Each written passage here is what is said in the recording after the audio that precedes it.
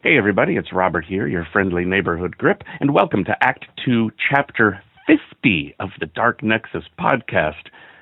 This feels like a big one to us. There's a lot going on and a lot that we want to put into this momentous chapter. So much so, in fact, that Chapter 50 will be spread over the course of the next 3 episodes, over the next 3 weeks. So strap in. We're going to get back to the main party here now. In one of these chunks, we do get to see the backup characters actually get in action. I'm excited about that after we got to meet them a little bit. But for now, we're going back to the main party. So please enjoy Act 2, Chapter 50.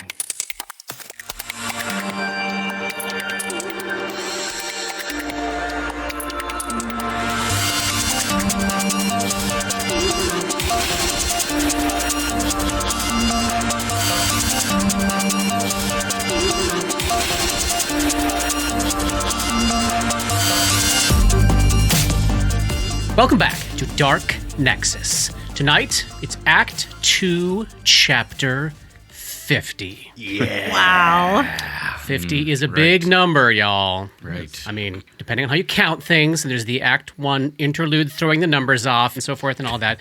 So we've already passed our 50th episode, but we haven't yet reached Chapter 50. It's a big number. Pretty sweet. Yeah. If you'd asked me like 1,000 years ago back in 2019, if we get to 50, I'd probably been like, yeah, of course, what are you talking about? And then like in 2020, I'd been like, what are you talking about? We'll never record a single episode of this ever again. But we made it here. Yeah, so thank you to the 4 of you. And congrats to all of you. Yeah. And thank you to you. Oh, thank you. And thank you to everybody listening for sticking with us for so long. If you're here, we're so glad you're here. Oh my gosh. All right. But Chapter 50. Let's get into it. After the events of the past 2 chapters, we found our story split into 2 separate timelines. We've got the main 4 over at Lelwyn's house, and we've got the backup brigade, Bates, Barnabas, Dabwick, and Stasi, over on the Sullen Starling. The timelines have been concurrent and overlapping, and at this very moment, when the Night Hag falls just after midnight on the 6th day of Neth, and our protagonists hear the first crashes of thunder from this storm brewing out over Lake Carthen, while the gathering on the ship hears the same crash of thunder for a brief moment, we have conjunction. Ever so briefly, these 2 timelines align.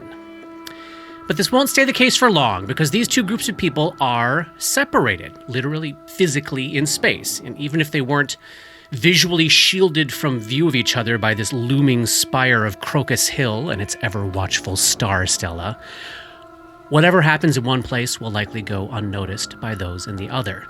And even if they were noticed, there are many minutes of walking apart from each other. So by the time one group of these people were to reach the other, whatever was happening, whatever will happen, will be all over. And this is relevant tonight because the people in one location know something that the people in the other don't. The backup buddies aboard the Starling, they know what Roni, Eater of Ratlings, Ray, Slayer of Unicorns, Grip, the Crusher of Babies, and Dora, the Doppelganger Brain Bomb, don't know. And it's not that they'd put it in these terms, but the backup buddies know that the next phase of the Great Harvest has just begun. Oh. But as I said, hey, sunshine and flowers, the main 4 don't know that yet. They've sealed themselves in a room, locked the door, sealed the shutters, so they could deal with the degenerate night hag that had been feeding on the artist Lelwyn Hassick. They've got no clue what's going on with everyone over in the harbor. Thus, I get to put my friends in their favorite position, knowing as players that something's going down, but having to play characters that have no clue. Ah, the power of imagination! 20 years of this. I love to do this to them. So, we are going to find out a bit later tonight what happens, what happened, or what will happen on the deck of the Starling as a mob of scum attacks it. Mm-hmm. But we're going to find out later, because at this point, right, nothing these 4 can do to impact the outcome of that battle. They're going to be over here in town, managing some consequences. They're just going to have to hear about what happened from the survivors, and we'll see who did survive later tonight. I really hope our backup buddies don't die. You're rubbing We're going to this need in backup so backup I love buddies. it. I love it. It's going to squirm the next You know, hour. Not since Ratchmamby have you rubbed our noses Oh my in something God. quite so much. I feel, it's been a while since I've done an elaborate nose rubbing, and chapter 50 feels like the right time to do it. So we're here. We're just past midnight in Lulwyn's bedroom, and these four are exhausted. The battle was hard fought, but in the end, a sacred serpent from the rainforests of heaven dragged the night hag back to hell. It's after midnight, but it's really still our 13th day in this campaign because these four have yet to rest. Whatever they got left after that fight they just threw everything at, that's what they've got. And we will assess the healing and spell duration situation in a sec here. Katie joked back in chapter 48, I don't remember if we got it on mic or not, but she joked that they're definitely taking Lulwyn's bag of holding now. And she was right on. With the hag destroyed, one of the first things Lulwyn does is to hug you all, run downstairs, grab his prized magic item, and run up and press it into your hands, begging you to take it off his hands, and thanks for saving his life. I mean, he's still got Constitution Drain to deal with, and nobody here is anywhere near being able to deal with that, but he's alive, and he knows why he's alive, and what was attacking him, and how the four of you and Mr. Snake destroyed it. And in the aftermath of this fight, as Lulwyn is flitting about the place, the four of you are left staring at the only evidence left that the night hag had ever been here. Her heartstone ruby, brilliant gem on a fine chain, lying in the center of the room. We never got a chance to talk about the stuff the insane, depraved hag was screaming wildly at you as she appeared, because that episode went very long and simple survival quickly became our entire focus. But now, in the hush after the fight, Dora and Roni were the ones who had their heads wrapped the most around what was up with this creature. They're better able to process what she was saying. And what she was saying and implying was extremely troubling. She said Ariadne was back. After 700 plus years. Well, not that she was back, but that she was approaching. Or that she was here, and that she was nigh, that she felt her, and also couldn't find her. It was very confused. But turning over what you heard, this is what you would piece together. 700 years ago, the Thrushmoor vanishing happened.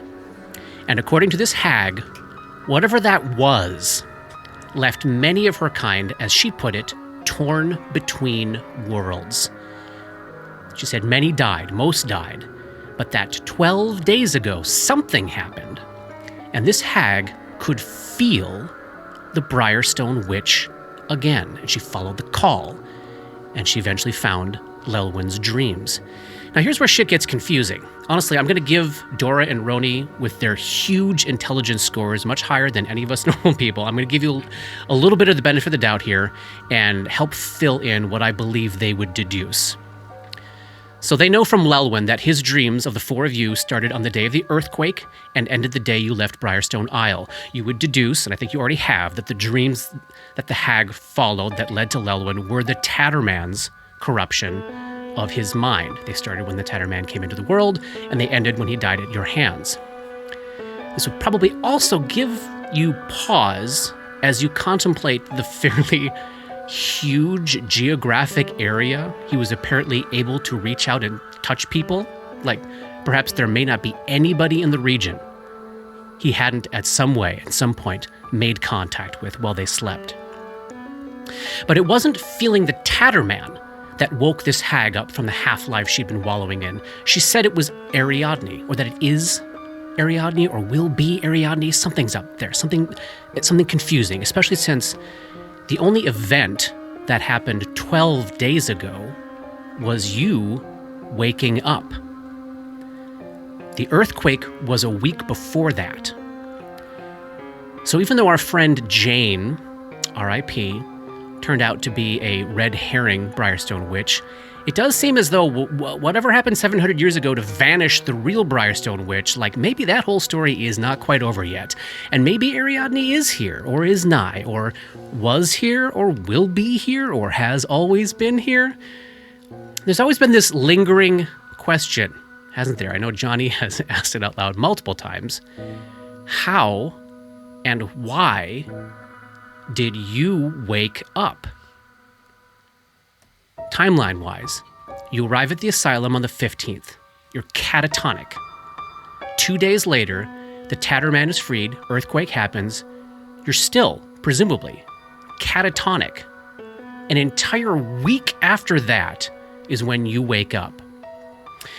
And amidst the confusion and the chaos of the Act 1 prologue, the first words you ever heard the Tatterman speak in this life, before you had any idea who he was, the first words you heard him say were, "She said to make you suffer."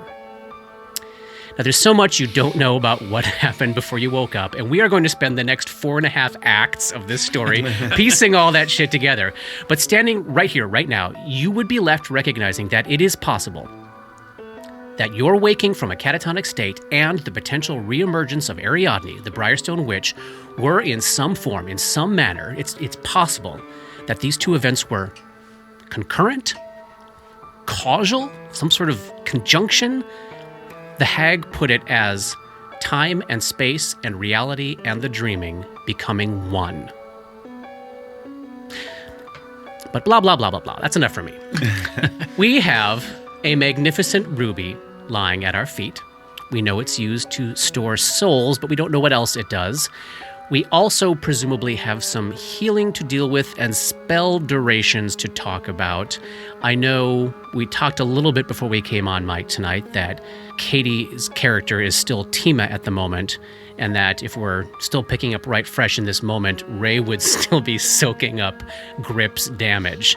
So let's start with Ray taking 5 points of damage and Grip healing up 5. And Katie, why don't you give me that concentration check? I made it. Okay, all right. So Tima is thrust back into the prison of Dora's mind, battering against the veil as Dora rejoins the situation here. Ray, your wounds are just opening up all over the place. What's your first action to take as this fight winds down? How you feeling? I'm down 35, 45, 10, 15. I'm still down about 15. Okay. You're down 45 hit points? No, I was counting up, but I'm so that's you have to follow me. We'll get there together. Gonna touch him for a cure moderate wounds. Great. Positive energy. 12. Thank you. Negative energy. And that puts you within 5 of your max. Put me exactly 5.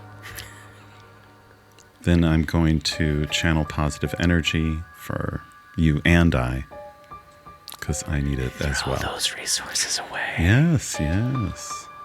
No reason not to. Right? I mean, as Everything's far as we're fine. concerned, we killed this hag. He basically said We we're can, going to take a rest nap. soon, right? Yeah. Yes. I have you're up to nothing, full. guys. Lelwyn is probably pulling out the cake. And Absolutely. yeah. He's got tea on. It's probably elven cake, though, made somehow of... Lembas bread. Yeah, there you go. Something that Grip will hate. So, in this moment, we're all in this locked up, sealed up bedroom, staring down at this heartstone. Oh. Yeah. The re-rolling of the fortitude save. Oh, thank you. So, Johnny reminded me that, he had one particularly bad fortitude save after he got bitten by the hag last episode. It's like a 7 or something. It was really bad. And he is allowed to make 2 saving throws against disease. And it was a check against disease. So why don't you give me another check there, Jay? Let's see if we get anything better than what I rolled before.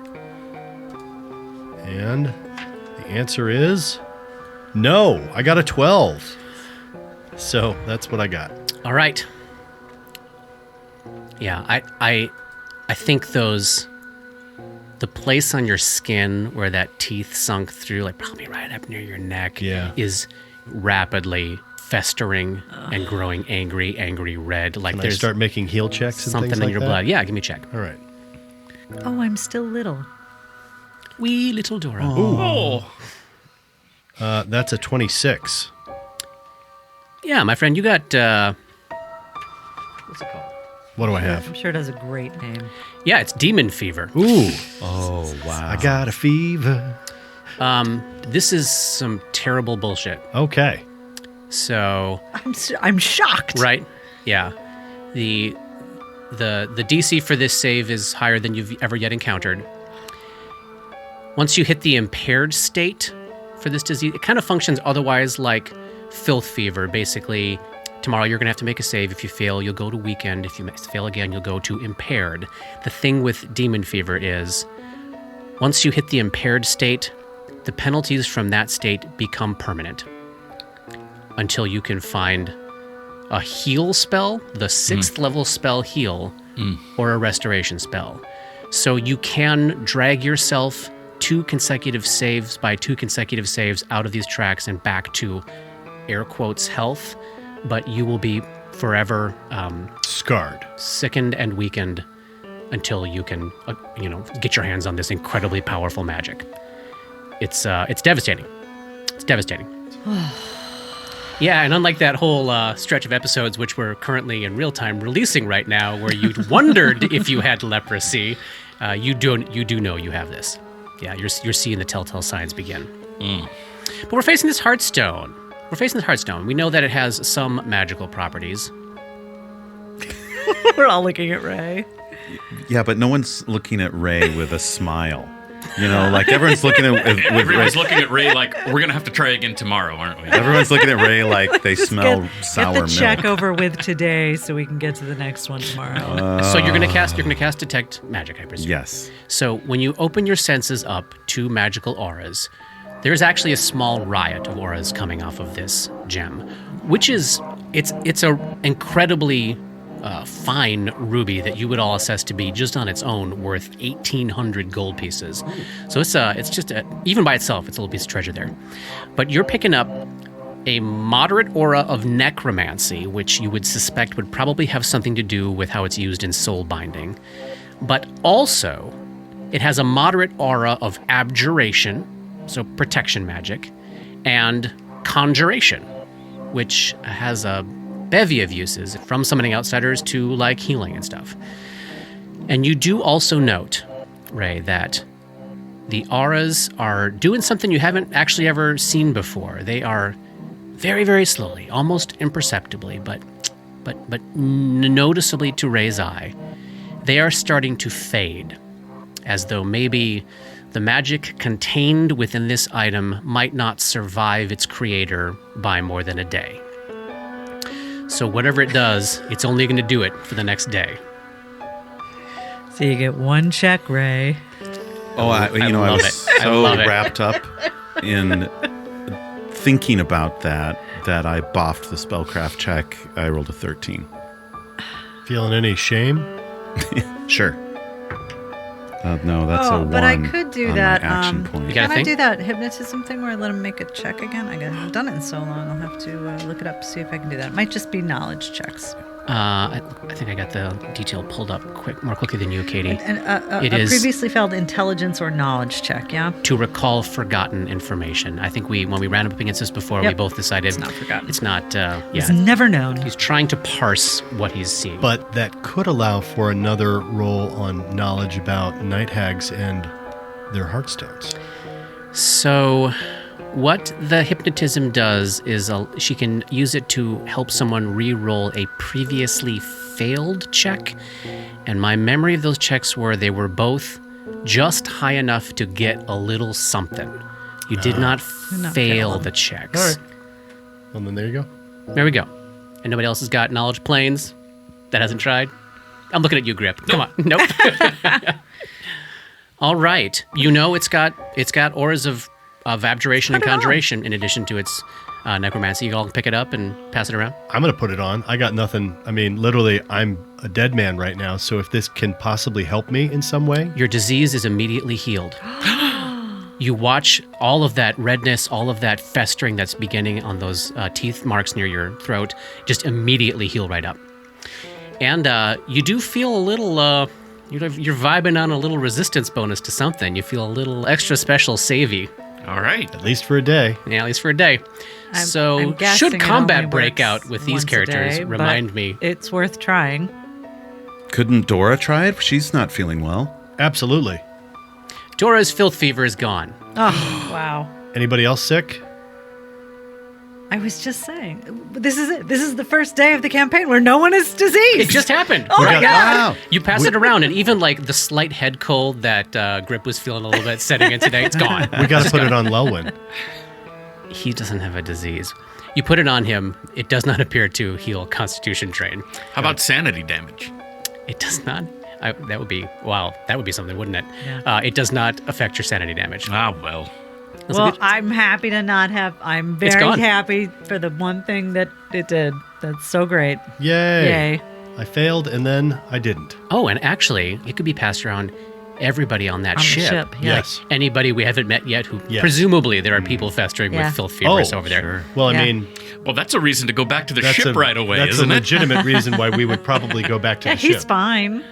That's I mean, Yeah, no joke. not metagaming. We'd be like, well, we only have a day. We want to get over there. I was metagaming a little bit. I'm not. I think You know what? I buy that. I buy that. But we would stay for cake. No. What do you mean, no? We just killed a hag. We're still catching our breath. That's fun. I just walked myself into giving you a reason to go over there. All right, that's what happened. So you're gonna head over there? I think so. I don't know why we wouldn't. Somebody put the bag of holding on their sheet. I will put it on my sheet. So this, hang kind? on, you might not want to. Let me explain how the bag of holding works. This might be a grip thing. So here's the differences between bag of holding and handy haversack. Yeah. The awesome things about the handy haversack are Move action. it's only a move action to withdraw an item that doesn't provoke an attack of opportunity, and also it only weighs 5 pounds no matter how much you put into it. The downside is it can air quotes only hold like 85 or whatever it is Yeah. pounds. The bag of holding can hold up to 250 pounds worth of stuff, but it does weigh 15 pounds by itself, and there is no special caveat for withdrawing things from it. So it's still as difficult to get stuff out of it as it would be out of a What kind normal of bag. action? Just a normal move action to get something that would provoke. Yeah, it's Okay. So Yeah. it's an after fight thing. it's more of like a loot storage place Yeah. than Yeah. a combat bandolier. Yeah. Yeah, Yeah, I'll carry that if people would rather. great. Absolutely, and you and I can talk later about what can go in should there. move into there. Yeah. What number is it? Number 1. Bag of holding number 1. Sweet. So, you take this, you've got this a little bit of time of studying the stuff. You realize, oh my gosh, this gem can heal everybody of all the crap, the viruses and the illness and the sickness that we carried back over from Briarstone. You take the bag of holding from Lelwyn, shove some cake in your mouth, and head down the stairs. You head out the front door of Lelwyn's house, and everybody give me a perception check. Who's the first out the door? Me. 14. Who's next? Me. Oh, Who's got the higher initiative? I'm sure Ray does. My initiative is +1. scampering down the stairs behind his former erstwhile daddy is Ray. What do you get on his perception check? 20. Dora's never in the back, so Dora's next, right? Yeah. Yeah. What'd you get? 25. Okay, and Grip? Grip's looking at cake. He got a 5. He's retching up some of that almond cake.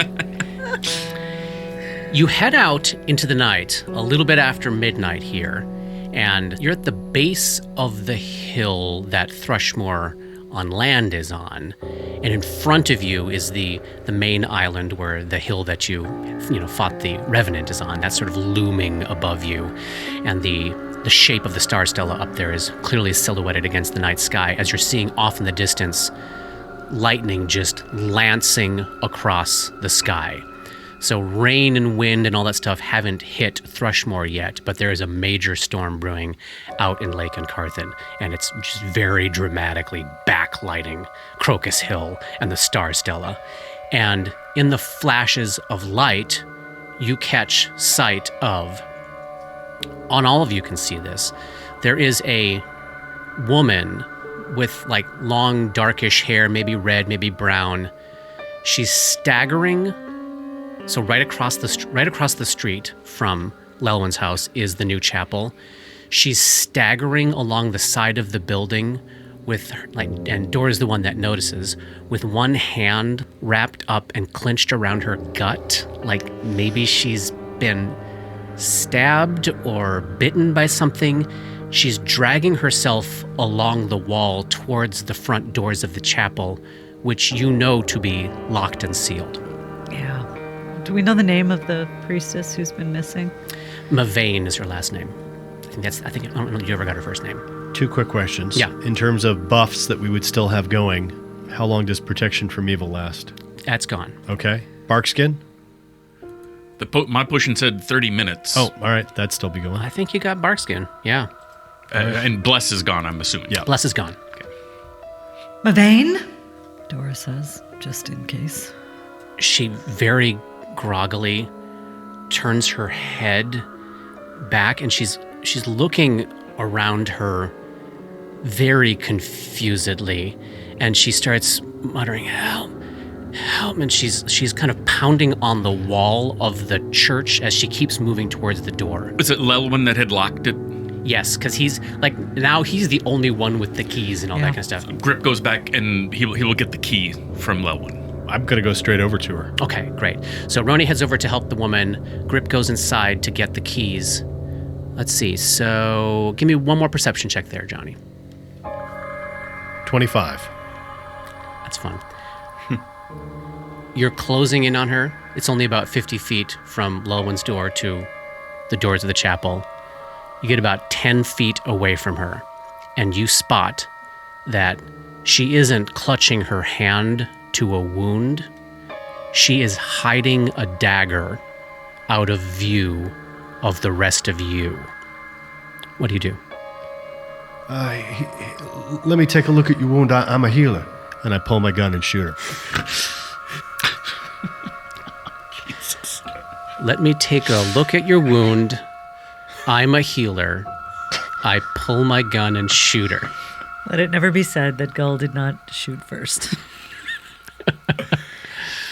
So, it is night now. So if you do not have dark vision, Which I do. because how long does that go from that? Hours. Oh, that's awesome. Is that an extract or what? Yep. He Yeah, took it before. he did take it with the night hag fight. Nice. So it'll just be Ray then. You're gonna have 20% miss chance out here because it is dim light, unless you want to cast light. So basically, Dora just goes, he shot her. Yes. Let's see how badly you shoot her for. Go ahead and make that attack roll. Oh, man. 24 Ooh. against touch AC, since I was just 10 feet away. That is a hit. 5 points of damage. Roni pulls the pistol up, gets this shot off. You do notice, for the first time in your character's life, she seemed to understand what was about to happen to her, and she wrenched to the side in attempt to avoid getting shot, as if she knew exactly what it was that you were bringing to bear. Vaticus. And with that, you've kind of like wrenched her to the side. She's got a dagger in one hand. She parts the top of her blouse to reveal a holy symbol. Yeah. Blackened silver oval with a yellow Triskelion symbol embossed upon it. A small sphere at the center with 3 oddly shaped barbed arms radiating out from it. And she says, as she reveals this, "Have you found the yellow sign?" And She dodged the attack, or she just absorbed, was able to. she was very much hurt by it. Okay. She just seemed to have been not surprised at what happened to her when she got shot. Copy that. All right, everybody roll initiative. Roni. 19. Nice. Ray. 12. Dora. Natural 20 for a 22. Ooh. And Gripper. 10. Okay, so we're at the top of round 1 here. We start with Dora. Dora, you are about 40 feet away or so from Roni. You just saw Roni shoot this poor injured woman, but as she turns around and reveals the holy symbol of Hastur, and asks the question, have you found the yellow sign? Dora does immediately understand that she is looking at a cultist of Hastur. She's standing shoulder to shoulder with Ray. Grip is back inside the house about 10 feet behind you. What do you do? It's a free action. She yells, Grip, get back here. Don't bother with the key. Okay. As a move action, she says, Roni, shoot her again. And she turns to Ray and says, go get her. Okay, so that's 2 bits of combat advice from Yes, Dora. +2 to Roni, +2 to Ray to attack the woman. Roni, you're up next. You're 10 feet away from the woman. As a move action, I narrow my eyes, studying my target. Yes. As a free action, I reload with a paper cartridge. Nice. And as my standard action, I blast her. She's still flat-footed. 23. That is a hit. 5 points. Oh, wow. Bang. Bang. She's twisting and turning in an attempt to avoid these gunshots, but you keep catching her just as she rides. Maybe this time you catch her like right high in the meaty part of her left arm. And as she says, as I blast her the second time, I go, yeah, I've seen the sign. She smiles, and her hand still up there next to her holy symbol.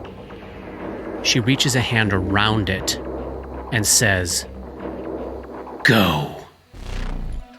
She uses a move action to draw a potion out from a pouch at her hip, and then she takes a 5-foot step to close the distance with you, Roni, and she seems to be waiting for something. Ray, you are up. You're back by Lelwyn's house right next to Dora. With my movement speed, I can't close with her to hit her with a melee attack. Unless you charge, right? You could charge. Oh. Okay. That would be +2 to your attack roll, -2 to your AC until your next turn. Yeah. Thanks. All right, I'll do that. Is that your first charge? It's my first charge. Oh, Love it. His first charge. Yay. I'm sorry I was inside and I missed it. I'll tell him about it later. Okay. So through the darkness of the approaching storm, Ray races across the street to come shoulder to shoulder with Roni and to swing Horflame at her. So that's a +4 on top of my... Yeah. It's a +9 all day. She's no longer flat-footed. It was a 7 on the die, +9, 16? Keeping it? Yeah. Hit. Nice. Ooh, nice. 9 points of damage. Ooh. Bludgeoning and piercing. When she held her holy symbol, did it seem like she was casting a spell? It did not. Okay. It did not. She's telling all the people who are hiding around the new chapel to come out. Ray charges across this open space between Lelwyn's house and the new chapel, winds up, clocks her in the head, and knocks her unconscious. She falls to the ground at their feet. Grip, you are up. You're back in the house, but with your dark vision there through that open door, you can see what's going down. All right, then Grip's just going to take a double move. Yeah. I think he can get to... Effectively leaving Dora alone. I'll go to about here. Yeah, because I don't... Okay, so I'm not going to go the full way to her because they're right. I don't think he would totally just leave her, but he is going to move. He's going to move down the little path about halfway between Dora and the guys. Right, standing in the middle of the street there, between the two houses. And, yeah, that's all. And then he's just going to be on the lookout. I mean, I don't think there's any point in readying an action unless... Like, if something were to appear right in front of him, yeah, he will attack it. He will ready that action. All right, so he's hunkering down, keeping his eyes peeled. Yes, to see where to move next or to hit, or what to hit next. I'm assuming that I gave you back Red Destiny. I feel like we would have legitimately changed that out, but totally if you don't want fine. us to... So Grip has got the +2 weapon. As Grip lands in his position in the middle of the road there, suddenly, to the right, as you're looking at it, to the right of the main door of the new chapel, on the western stretch of wall there, with this bamf popping sound and this massive cloud of charcoal and chalk dust, a 10-foot wide window into Carcosa appears. Holy shit. You see the Yellow City, just as you saw it in Chapter 1. There's yellow fog rolling and tumbling through these canyon-like streets. walls of the building seem to sag at weird angles and to stab out sharply with these dangerous shadows beneath them. Distant buildings seem to be curvy or domed or arched or empty or covered in cobwebs or filled with torchlight, and overhead there is an oily purple moon bruising the twilight sky, and a shape steps out of Carcosa and onto Market Street. It's a lean human man with greased back yellow hair. He's smiling like a movie star or a publicist or something. He clutches a rapier in one hand, and his other hand, currently resting on his yellow sign symbol, is holding a small vial of liquid. And as he steps out of this window, the image freezes and becomes nothing more than charcoal and chalk, a frozen memorial to the street in the Yellow City from which this man emerged. Let me put him on the map here. Roni doesn't have a melee weapon in hand. It's 15, 20, 25. The man snakes his way immediately into a flanking position with Roni. But she's down, isn't she? She is down. So as this is all happening at once, he seems to be operating on some sort of autopilot? No, he had a plan and he was engaging the plan. So probably what's happening is this is all really happening at the same time, right? Yeah. He comes bursting out of the wall, racing to get into a flank with Roni just as his flanking partner drops. So now he's standing in the middle of this path with Roni and Ray adjacent and very uncomfortably close to Grip for somebody who's just a dude in leather armor. And that's the end of round 1. Round 2. Everybody give me a perception check. Thank you. Dora. 30. Roni. Oh, gosh. 12. I think that I was looking at Carcosa and thinking about the fact that if they know what this gun is, Vaticus might be in there. Ray. 17. Grip. 11. All right, you all see what you see and know what you know. We start with Dora. Dora, you're still back by the house by yourself now, about 20 feet behind Grip, as another assailant has emerged from the wall of the new chapel. Free action. Yep. Roni, get that vial from her. Move action. Grip, flank with Ray. Ray, hit him really hard. So, combat advice. All around. For Grip and Ray. And I get that vial from Roni. You're playing Bard tonight. That's all I got. Roni, you are up. You are still adjacent to an assailant, although it's a completely different one than when your turn was last round. So you swing around, I imagine, to see this skinny man with the bright teeth and the yellow hair standing behind you with a rapier in hand. I am going to take a 5-foot step next to the injured woman lying on the ground, so I create a little bit of space. Yep. And then I'm going to again narrow my eyes, looking at this skinny blonde guy with the rapier. Mm-hmm. And he becomes my now studied target. And then as a free action, I will again reload and fire. So she is in melee with Ray. You don't yet have precise shot, so take that -4 off of whatever you roll here. Will do. That's a 24. Keeping that? Yeah. Yeah, that's a hit. Against touch AC. And that is... Oh, for 9 points of damage. Oh, nice. Massive shot. He seems quite injured. This guy right next to you, Ray, is looking not so hot. The injured woman on the ground bleeds out. Ray, you are up. You are adjacent to the bleeding injured woman and the living, although quite dastardly shot, skinny blonde guy. Oh, can I say something to him as a reaction? You guys know who Vaticus is? The guy just narrows his eyes and gives you a confused look. Okay. But smiles brilliantly. Can't say I've met the chap. Ray, you are up. Ray holds for Grip to move into flanking position so he can pop this assailant number 2, skinny blonde man, in the face. Delaying for Grip. Awesome. So Grip, you are up. You are 10 feet away from this guy. Grip is going to take one step to his right and then one step diagonally also sort of to his right and flank skinny blonde man with Ray. We're going to activate power attack. Oh, help me remember. We didn't do the mischance check on Ray's attack. She might not have dropped. He carried with the light in his eyes with him on this first charge out the door. Oh, because it's dim light or something? Yeah, it's dim light. Okay. All right, Grip moves into a flank. Power attack activated, and then Hunkers into Hulk mode. He's going to give an attack with Red Destiny. Nice. +2 for combat advice, +2 for flank. So +4 all day. So that's a +12 all day. Woohoo. Natural 20. Oh, fantastic. Back that up. Backed up with a natural 1. Okay, it's a hit. It's a hit. But that's going to be 1d6 plus... No damage on those other things. So 1d6 plus 9. God. Just 9. Maximum damage, 15 points of damage. Whoa. Oh, yeah, that goes right into his gut. And when you pull it out, intestines follow, and he drops both unconscious and grievously injured. Ray, you're up. The opponent has dropped. Sorry. It's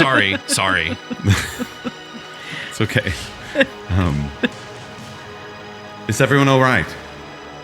Are we still in rounds? We're still in rounds. Yeah. Dora, get over here. Ray will go to Dora. All right, so Ray crosses. That's a double move for you, isn't it? Yeah. Yeah. So Ray makes the long hike back across the distance between houses to close with Dora as... Oh, boy. That second guy is bleeding something fierce. Is he still smiling? He's meeting his elder god now, that's for sure. How do those teeth look now? Oh, so white. The vials they had on them. Are these the first honest to Elder God Haster cultists we've met? As far as you know, yes. Certainly the only ones you've seen who That have been at least that have been so blatant. openly wearing the symbol and And not- asking the ubiquitous question. That Not patients. walk the walk over the and talk silence. the talk. That weren't like drugged out of their minds and newbies. Yeah, and it really is hard to say exactly what the apostles Yeah, were 'cause actually they were- worshiping. I Right, mean, They you know, seemed to be Xandalus. which means the Tatterman, really. Yeah. Ray, as you close with Dora, right around the corner to the left, around the sort of east side of Lelwyn's house, you hear another poof, and then you see a puff of charcoal and chalk, and another figure steps out onto the scene. This is a woman. She's lean and bald, and she has this dark olive skin. This woman comes scampering out, kind of uncomfortably close to both Dora and Ray. 10, 15. Yeah. Don't want any part of that. And she she slides into a spot basically between Dora and the door into Lelwyn's house, making it very, very difficult to escape back inside and off the street. See it around 2. Same leather armor clad type of affair. Exactly, yeah. Clutching a vial, stroking the holy symbol of Haster. Dora, you're up. You're adjacent to this newly appearing Not for long. Haster cultist. Just tumble away. I'm going to take a 5-foot step away. You're not doing a full withdrawal? No. Because she's in the clear. So edging 5 feet back, That's a 5-foot step. right next to Ray. Assume there's rubble. There is. Stones? Yep, absolutely. We'll throw one at her. Do it. What do you picture? What do you feel? I feel mischievous and then quite embarrassed as I roll a 10 to hit and minimum damage. But I still have a move action. Grip! Charge! Combat advice. So, Do 'em. stone goes flying, missing the new cultist that has appeared on the scene. Roni, you are up quite a distance away now. It probably looks like about 50 feet away from this new cultist that has gotten very, very uncomfortably close to Dora and Ray across the way. I will take a 5-foot step. So I'm now in between the body of the skinny blonde man and the injured woman. And I will, as a free action, reload my alchemical torch. And then, glaring at this lean, bald, olive-skinned woman from the 40 feet away, I will reach deep into my debts, spending a point of grit. Oh, nice. To increase my range Yeah. for this. And I will, as a move action, study combat. And then, as my standard action, fire. Excellent. So this will resolve against touch? Correct. Fantastic. Nice. That is a natural 20! Fantastic. All right, back that up. All with right. your ×4 crit. All right. That is a 28 against touch. Oh, confirmed critical with the alchemical torch. And- roll that up. And I'm going to go ahead and... Before we You get a point of grit back. I do get a point of grit back. Before we get excited about this damage, I'm gonna be that guy. Concealment. He's got dark vision. Oh fuck! I'm sorry. Yeah, no, thanks for reminding. This is why I Good spent job, my bad second guy. level extract on dark vision because I was tired of But not I being thought able to that see you had said we everything. didn't roll it a time before. For Ray. just for Ray. can't It's see. just Ray's the only one who can't see through the darkness perfectly. Cheerfully withdrawn. All right. So let's see. Oh gosh, how am I going to do this? All right. I'm going to, let's see, Roll a bunch of D8 dice. Doesn't he get the grip pack only if he kills her? times 4, Have you confirmed crit? Oh. 24, and I'm going to go ahead and spend, I'm going to Oh go my ahead and do God. my studied strike as well. Yeah. 'Cause there's no reason not to. That's a 28 points of damage. Get the fuck out of here. 28 points of damage. One shot. She flies back against Lelwyn's house, and in a big sloppy mess that he's gonna have to clean up, she dies at negative con. Yeah. Nice. Oh man, it's been a slog to get Roni to Actually, do some damage. do Yeah. some damage and stuff. So this is Well pretty worth awesome. the I gotta wait, say. buddy. That's great. Good job. Oh, The original red-haired woman bleeds out more. Grip, you are up. Do we want to question them? I don't know. Do we? I mean, otherwise I could. are we out of rounds? We are not out of rounds. Want to give me a perception check? Definitely. I'm keeping you in rounds, and Grip's not clear why. Let's see if he knows. He does not. So Grip's in full combat mode. The blood's up. People are coming from all directions now at this point. The last one came out just very, very close to Dora. Can he coup de grace the one in front of him? Yes, He will- 100%. He will do that. All right. He punches him, the skinny blonde guy, into oblivion. Nice. Fantastic. Ray, you are up. You just saw one guy get oh, yes. Dora and Ray are covered in blood. As Covered from the usual. explosion of this third assailant. I'm Just glad got I took cleaned that up. 5-foot step. Yeah. So you're slightly less covered in blood than you would have been otherwise. May I make another frantic perception check? Yes, please. In case it makes any difference. Hey, 12 on the die. Nothing. What's the total? Well, 17. Total 17? All right. You do spot something. Okay. And actually, you hear something. So at this distance, you'd hear it first. Off to the northwest, like towards the direction of the Sleepless Agency, you hear what sounds like the mad cackling of an insane elderly woman Uh-oh. getting closer. And you probably would detect. Yeah, because you're the only one not seeing in black and white right now. Right. So everything's a little dim, but you're seeing in color. And there's a faint, like, bluish glow off in that direction. Oh, the ghost of yeah, the yeah. mother's ghost, right? Maybe Mama's coming. Oh, God, we are so fucked. Ray, so with that information in mind, what do you do, Ray? Knowledge, religion on ghosts. With that, no, not without. Sure, yeah, I mean- go ahead and roll it. Let's see what you get. 21. Okay. Not bad at all. Nice. Of course, the fun thing with ghosts is everyone's different. Let me tell you what. It's like they were people. Let me tell you what you do know that would be true of all ghosts, if that is indeed what you're about to face. Okay. So this could be useful or not. They're all incorporeal. They have no physical body. They can only be harmed by other incorporeal creatures, which is none of you. Magic weapons, you do have some of those. Creatures that strike as magic weapons, grip is such a thing. Spells, spell-like abilities, or supernatural abilities. It is completely immune to all non-magical attack forms, any incorporeal creature. And even when hit by spells or magic weapons, they only take half damage from a corporeal source, unless you're dealing with a force effect. You do know that they can pass through solid objects. You do know that their attacks ignore natural armor, shields, that kind of stuff. Though you would get to keep your deflection bonuses and force effects and such against them. So very difficult to hurt an incorporeal creature as it is phased out of reality. Does the thing that Grip has that make him strike his fists strike as magical for damage reduction, does that apply to this? It does. Okay. Yeah. I mean, it's still So half damage, but it can actually but both damage. fists and sword would qualify then. Yes. Gotcha. 100%. Do they count as undead? If what you're facing is a ghost is 100% undead. And in fact, so trapped here that they are kind of like a haunt. They're very difficult to put down because there's usually some specific thing keeping them here that you have to find out and solve in order to stop them from continuously rejuvenating.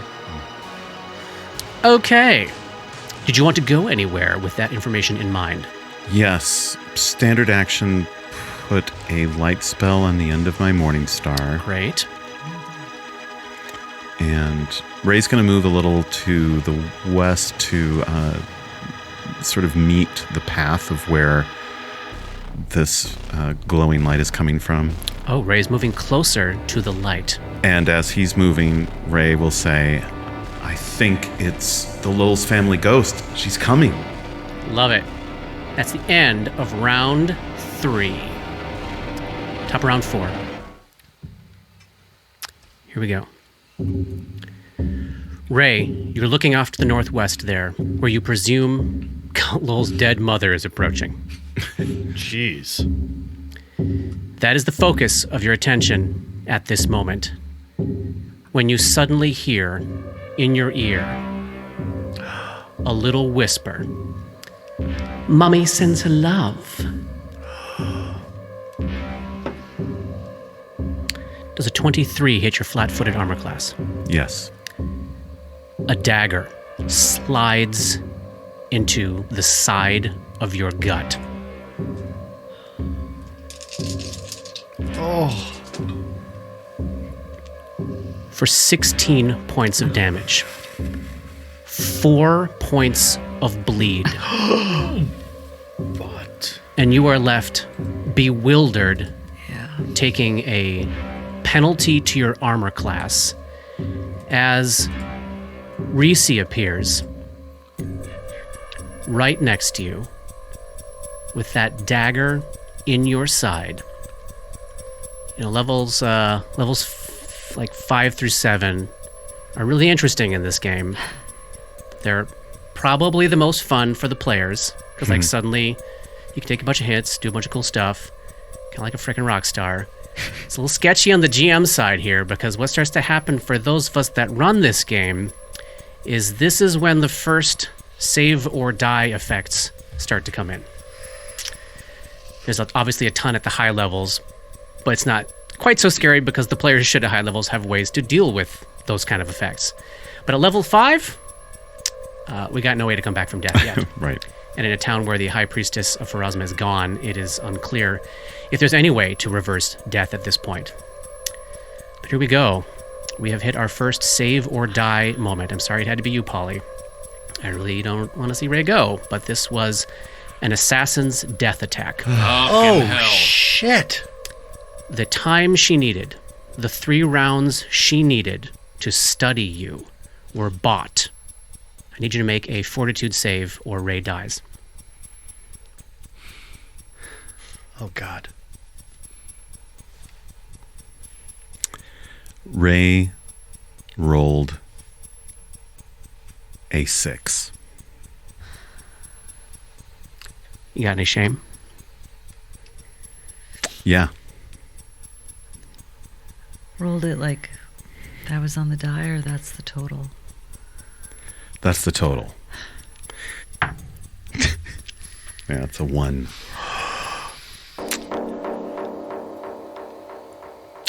And Braden Vaticus dies. That's the end of part 1. We'll take a break here. Oh, fucking hell. Fuck. Whew.